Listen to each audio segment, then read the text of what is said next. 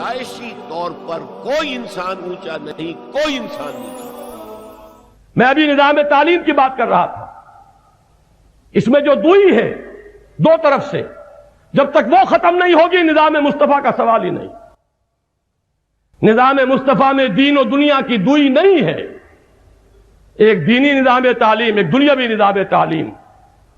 انگریزی دور میں مجبوری کے تحت یہ شکل اختیار کی گئی تھی، یہ ہمارا ایک حفاظتی حربہ تھا، یہ ایک نان کوآپریشن، ترک موالات کی ایک صورت تھی۔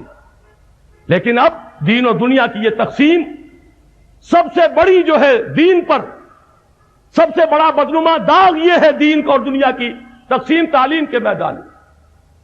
اور اس سے بڑا بدنما داغ ایک طرف ایچسن کالج ہیں، پبلک سکولز ہیں، امریکن سکولز ہیں، 5-7 ہزار روپے ماہانہ کی فیسیں جہاں دی جاتی ہیں۔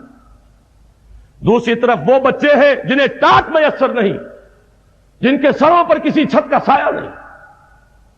جب تک یہ اونچ نیچ ختم نہیں ہوگی، ہم اگر نظام مصطفیٰ کا نام لیں گے تو اسے بدنام کرنے کا سبب بنیں گے۔